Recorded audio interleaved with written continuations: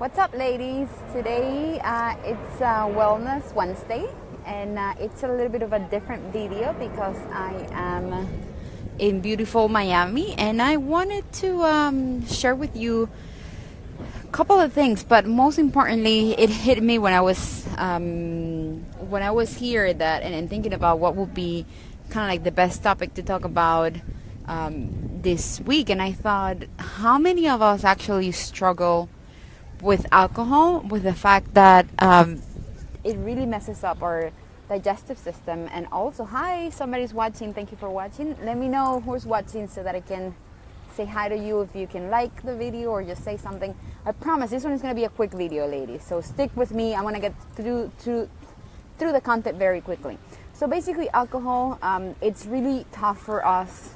If you have digestive issues, alcohol, it's going to essentially be a little bit more, a lot more inflammatory within the intestines, within the walls in our intestine systems. Hey, Palo, I'm in Miami, missing you.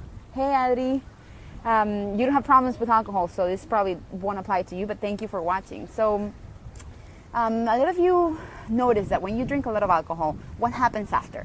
You go to the bathroom, you kind of have like a diarrhea type of situation. At least it happened to me in the past. And the reason why is because alcohol kind of like fastens the process of the food to go through the long intestine.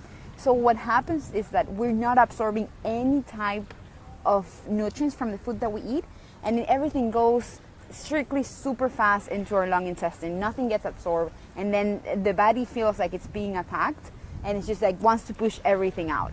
It also happens in a lower level or with lower intensity with coffee. So some of you notice that you drink coffee and then you go to the bathroom.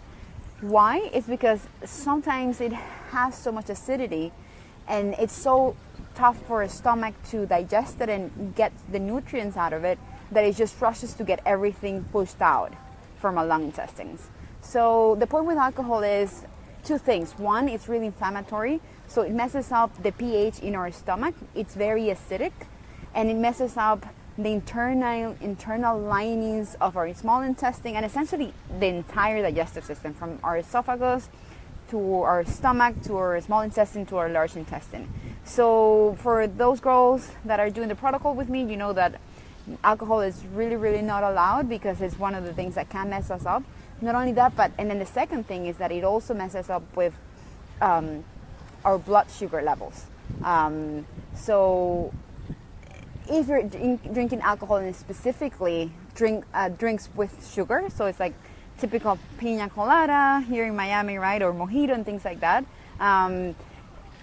what happens is the sugar is going to go straight into your bloodstream, and then it's going to hike it, and then basically you're going to feel very hyper, very excited, and you are not going to necessarily feel the amount of alcohol that you're actually getting, because basically the sugar and the sweetness kind of like blinds the bitter taste of the alcohol. So then you're going to just drink more and more and more, and that's going to spike your sugar levels, and then that's going to make you more hungry. We already talked about that. So please, if you can, try to avoid it. And I know, so this is the other thing, right? Somebody else is watching. Hey, we have FOMO, like fear of missing out. What if I'm the only one that's not drinking? What are people going to say about me? And I've been there. It's almost been, I would say, a year that I'm not drinking alcohol because of my digestive issues. But I have some tricks for you. So here I have my drink. So again, could it be a mojito? Yes. Could it be, I don't know, some kind of a vodka drink? It could. And so the point is, it's not, and it's delicious. So I don't have FOMO because I walk around with my drink. Nobody needs to know whether I'm drinking alcohol or not. Typical question is, are you pregnant? Sometimes I'm like, yeah, I'm pregnant. Or that's not true. Most of the time I say that I'm not. But the question is, I'm pregnant. Sometimes I would say, we're trying or whatever. The other question is, the other thing that I would say is, you know what, I'm in antibiotics, but so I really don't want to drink. So if you need excuses, you can say those. But the most important one is really, I'm working on my digestive system, and so alcohol does really bother my stomach, and I don't want to drink it. So what are some of the hicks so that you don't feel like the fear of missing out, that you're missing out on being part of the crowd, being part of the party or whatever is happening in the event? So just order a drink. For instance, in my case, It's lemonade, which with very little sugar. I put some mint.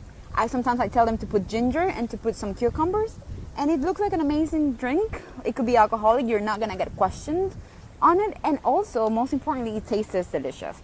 So that's one of my first options and my first go-to ideas.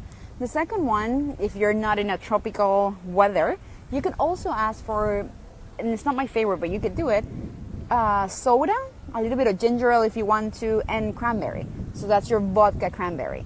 I tend to do some other type of juices, which I don't recommend because they have a lot of sugar. But again, you're probably gonna just drink one, and it's better to do that than just go in a just kind of like interrupt your process or your healing process and just go drink alcohol, and then you're gonna have a reaction afterwards, whether it is diarrhea, whether it is really feeling acid reflux, because that was the other thing. So drinking wine for me was terrible. I feel it right away. So after I've left alcohol, that first was my digestive issues. That's one of the reasons, and also it's because of awareness.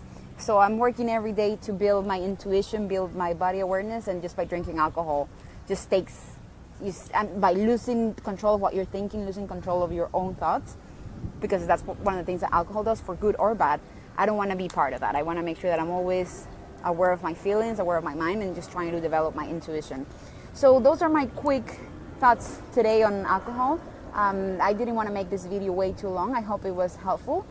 And again, if you have questions, let me know. Just type it in the comment, and I can post some of the tricks that I've done usually with alcohol, some of the recipes that I talk. You can also mix whatever, pineapple and mint. I always go with cucumber and lemon.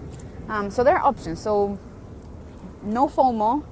Cut alcohol if you know it's kind of like interrupting in the process or in your process of healing yourself. It's more important. All right, ladies. So kisses from Miami, and I see you in the next video. Bye, Palo. Bye, Adri. Bye.